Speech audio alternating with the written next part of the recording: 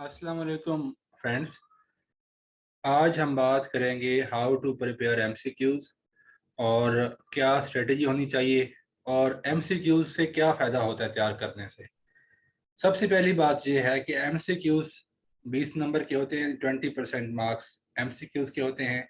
आम तौर पे जो ऑप्शनल या कंपलसरी पेपर्स हैं, तो मोस्टली पेपर्स ऐसे हैं जो 20 मार्क्स उनके एमसीक्यूज़ ऑब्जेक्टिव टाइप के क्वेश्चन होते हैं। उनकी तैयारी आपको separate line of action adopt करना पड़ती है। सब्जेक्टिव पोर्शन की तैयारी का तरीकाकार डिफरेंट होता है। ऑब्जेक्टिव पोर्शन को आपको सेपरेट तवज्जो देने की ज़रूरत है। उसके लिए मार्केट में बहुत सारी बुक्स अवेलेबल हैं, बहुत सारे पब्लिशर्स की, उनको आप स्टडी कर सकते हैं, पास्ट पेपर को सॉल्व कर सकते हैं। तो इसी तरह आज हम 2021 का एमसीक्यूज़ पास्ट पेपर सॉल्व करेंगे और कैसे सॉल्व करना है ये भी हम आपको बताएंगे कि आपने क्या स्ट्रेटजी अडॉप्ट करनी है। ऑब्जेक्टिव पोर्शन बहुत ज़्यादा इम्पॉर्टेंट है क्योंकि 20 मार्क्स होते हैं, 20% वेटेज है इसकी। और आपको ये बात तो अच्छी तरह आपके जहन में होगी कि each single score is important, क्योंकि एक एक नंबर पे आपकी एलोकेशन डिपेंड कर रही होती है। और बाद औक़ात जो ऐसी पोजीशन है जो 20-25 से स्टार्ट होके 80-90 तक जाती हैं, ये पोजीशन का फ़र्क तो 60-70 का होता है, लेकिन नंबरों का फ़र्क बहुत कम होता है। एक एक सेम स्कोर के ऊपर 3-3, 4-4, 5-5 एलोकेशन हो रही होती है। इस हद तक एक कंजेस्शन होती है। बहुत सारे कंपटीशन में जो स्कोर बहुत सारे कैंडिडेट्स का सेम होता है। इसलिए एवरी सिंगल जो आपका नंबर है, जो सिंगल स्कोर है, वो आपकी पोजीशन को कई अ, कई दर्जे बेहतर कर सकता है। अगर आपके रिटर्न और इंटरव्यू में मिला के फॉर एग्जांपल 9 से 10 नंबर हैं, और हो सकता है आपका 909 नंबर वाले कैंडिडेट से आपकी पोजीशनों का 3 से 4 पोजीशनों का फ़र्क भी हो सकता है, 5 पोजीशनों का फ़र्क भी हो सकता है। तो एक सेम स्कोर के ऊपर बहुत सारी पोजीशन डिपेंड कर रही होती हैं, तो इसलिए आपने हर नंबर को बहुत इम्पोर्टेंस देनी है। ये बात हम कर चुके हैं। Separate preparation and strategies required for MCQs in a competitive examination like CSS and PMS. Every single score is highly important. This has already been discussed. Always keep in mind the right action. अच्छा, जब आप MCQs की तैयारी कर रहे होते हैं तो अक्सर बुक्स में मल्टीपल चॉइसेस दिए होते हैं, तो आपने रॉन्ग ऑप्शन को ज़हन में नहीं रखना। हमेशा रॉन्ग ऑप्शन को बिल्कुल ब्लैक कर दें और सही ऑप्शन को ही आप हाईलाइट करें। अच्छा, फिर आप जब एमसीक्यूज को सॉल्व कर रहे होते हैं तो एमसीक्यूज को एलेबोरेट करें, उसको, उस कंटेंट को एलेबोरेट करें, सोचें कि ये एमसीक्यूज क्यों पूछा गया है। और ये भी एक गाइडलाइन है जब भी आप पुराने एमसीक्यूज सॉल्व कर रहे होते हैं कि जिस टॉपिक के बारे में एमसीक्यूज पूछे जा रहे हैं वो टॉपिक इंपॉर्टेंट होता है, और उस टॉपिक के बारे में सब्जेक्टिव टाइप का क्वेश्चन भी आ सकता है। लिहाजा ये गाइड होते हैं, MCQs are a guide to know कि विच टॉपिक्स आर इम्पोर्टेंट। और आपकी स्ट्रेटेजी होनी चाहिए कि अगर आपने करंट अफेयर तैयार कर रहे हैं तो हर रोज 50 के करीब एमसीक्यूज भी तैयार करें पास्ट पेपर से, और उससे मिलते जुलते एमसीक्यूज तैयार करें। ये हम आपको स्ट्रेटेजी बताएंगे साथ साथ।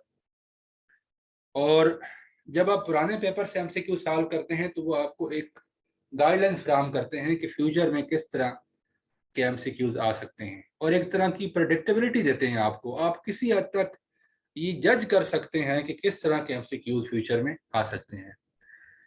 ये पहला एमसीक्यू था 2021 का करंट अफेयर का, कि कौन कौन से मेंबर्स हैं। एक तंजीम है QUAD, इसके मेंबर्स हैं the US, Australia, India and Japan. इसको क्वाड क्यों बोलते हैं? It is quadrilateral security dialogue, QSD भी बोलते हैं। This dialogue was initiated in 2007 by Japanese Prime Minister Shinzo Abe। Joint military exercises के बारे में था। It was viewed as a response to increased Chinese economic and military power, and it ceased when Australia withdrew in 2008. Reviewed in reviewed in consequence of the 2017 Asian Summit in Manila। तो ये quadrilateral security dialogue है, इसके 4 members हैं। अब आपने इतना एक study की, इसको ये ज़रूर देख लें कि इसके बारे में इतनी डिटेल आपको पता होनी चाहिए। तो ये जो टॉपिक है QUAD, ये बहुत इंपॉर्टेंट है क्योंकि इसके बारे में MCQ आए तो इसके बारे में क्वेश्चन भी आ सकता है। Highest number of popular votes in the US, किस कैंडिडेट ने सबसे ज़्यादा हाईएस्ट नंबर लिए? इन 2008 Barack Obama received higher ever number of popular votes in the election. In the recent presidential elections, the following candidate broke his record. जो Biden ने इसका record तोड़ दिया। इसको हमने एलेबोरेट किया है। हाईएस्ट एवर 2020 के इलेक्शन में जो बाइडन ने एक 81 मिलियन 2,84,000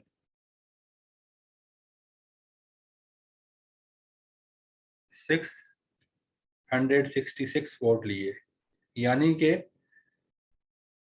आप यूं समझें 8,12,84,666 वोट लिए। सेकंड हाईएस्ट वोट्स जो हैं वो बराक ओबामा के हैं, जिन्होंने 6,94,98,516 वोट लिए। फिर ये एक लोकल इशू था, एक हाथी जो पाकिस्तान के इस्लामाबाद के जू से भेजा गया कंबोडिया, इसका नाम था कावा। कावा जो एलिफेंट था, he was moved from Islamabad zoo on court order to Cambodia. फिर ये चौथा क्वेश्चन था। अच्छा, ये इस तरह के क्वेश्चन थोड़ा टेम्परेरी नेचर के होते हैं, ये जस्ट चेक करने के लिए होते हैं कि आप न्यूज़पेपर से कितना टच रहते हैं, अदरवाइज इनकी सिग्निफिकेंस और किसी तरह नहीं होती है। Bika stands for Basic Exchange and Cooperation Agreement. It was Indo-US bilateral agreement signed on October 27, 2020. Objective was sharing of high-end military technology, classified satellite data, and critical information. Provision of high-quality GPS to Indian military systems, and it was to counter the common threat which is China. ये था BECA यानी basic exchange and cooperation agreement. फिर एक question आया योगी आदित्यनाथ के बारे में। He remains the chief minister of following state. Uttar Pradesh का ये CM था और he was an Indian Hindu monk and politician serving as the 22nd CM of Uttar Pradesh since March 19, 2017. India is a federal union comprising 28 states and 8 union territories, total 36 entities. इनके में different CMs हैं और Uttar Pradesh is one entity जिसके ये CM है। Nagorno Karabakh का conflict था, it was between Armenia and Azerbaijan. इसके बाद सातवां क्वेश्चन था जर्मन प्रेसिडेंट के बारे में। ही वाज फ्रैंक वाल्टर स्टैइनमायर और ये जर्मन प्रेसिडेंट हैं सिंस मार्च 19, 2017। 5 साल टर्म पे हैं, 5 साल बाद इनकी टर्म एंड होगी। इसका मतलब यह है कि किसी भी प्रेसिडेंट का, किसी भी मुल्क के प्रेसिडेंट का नाम आपसे पूछा जा सकता है। Article 6 of the constitution deal with the high treason. Total constitution के 280 आर्टिकल हैं, 7 शेड्यूल हैं। किसी भी आर्टिकल के बारे में आपसे पूछा जा सकता है, तो कॉन्स्टिट्यूशन को भी स्टडी करना ज़रूरी है। ये भी करंट अफेयर के साथ रिलेवेंट है, स्पेशली वो चीज़ें जो आपके न्यूज़पेपर का या हालात हाजरा का हिस्सा बनती रहती हैं, जो डिबेट में रहती हैं, उनके बारे में स्टडी करना आपका बहुत ज़रूरी है।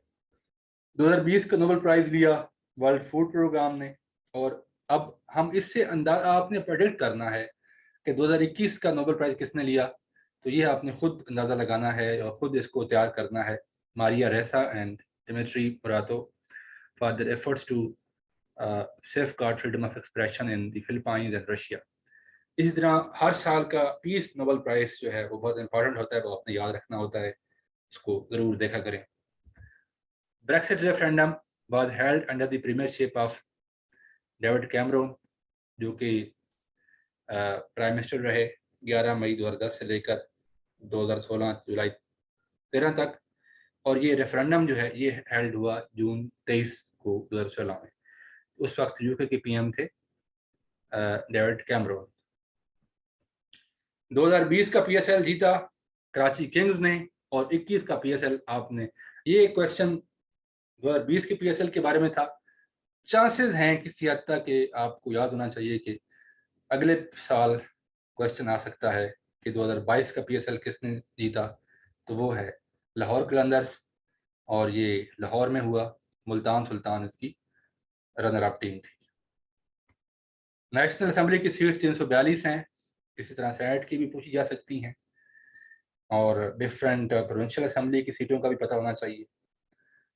इसके बाद बिगेस्ट नेचुरल गैस रिजर्व्स के बारे में क्वेश्चन आया। EIA notes that Russia has the biggest natural gas reserves.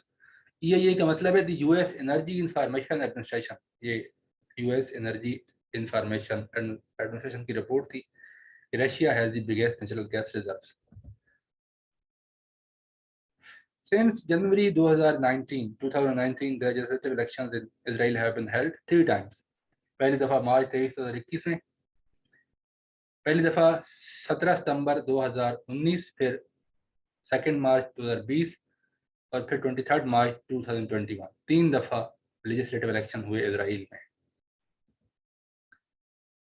2020 global climate index 2020 Global Climate Risk Index places Pakistan at 5th position for the country's worst from 1999 to 2018। Pakistan की position इसमें 5वीं है।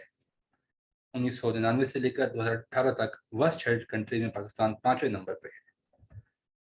The most urbanized province of Pakistan according to 2017 census is Sindh, क्योंकि सिंध में कराची की आबादी सबसे ज़्यादा है। सबसे The most populous city of Pakistan is Karachi. ज़्यादा इस हिसाब से परसेंटेज वाइज देखा जाए तो कराची की ज़्यादा आबादी जो है वो अर्बनाइज्ड है परसेंटेज के हिसाब से।